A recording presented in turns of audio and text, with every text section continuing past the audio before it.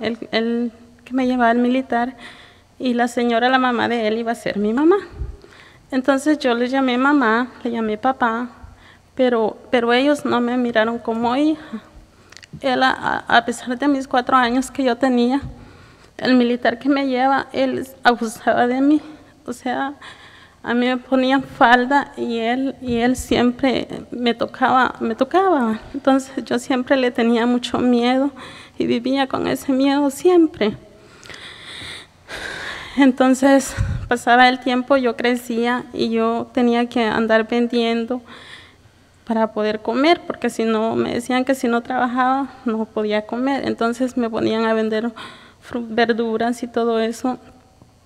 Y yo andaba en las calles y a veces pasaba todo el día aguantando hambre.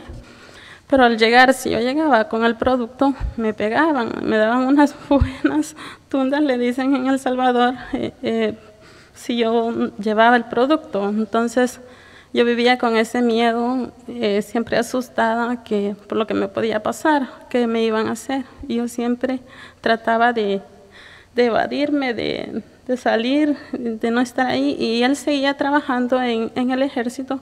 Cuando a él le daban de baja, él siempre buscaba una oportunidad de decirme, vas a hacer aquella cosa, vas a hacer aquello, para él poder irse y seguir como abusando de mí.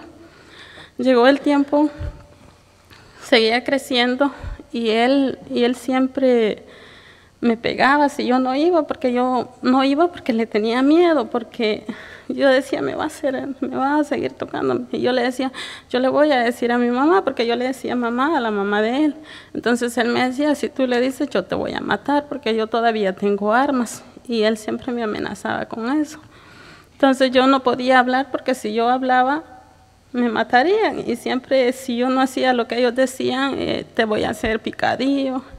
Y siempre viví así, o sea, nunca tuve paz, o sea, nunca me vieron como hija, siempre me vieron como guerrillera, siempre fui humillada, siempre me maltrataron, siempre decían que yo era una guerrillera, siempre aguanté desprecios, humillación, nunca tuve tranquilidad.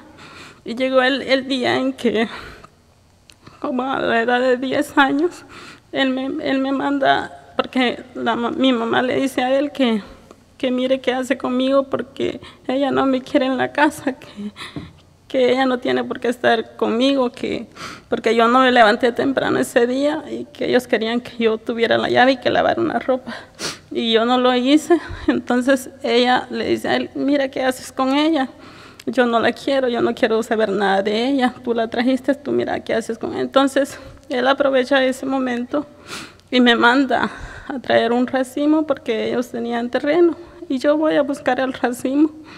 Pero cuando yo miro, él va y me agarra un cuchillo y con el cuchillo me violó.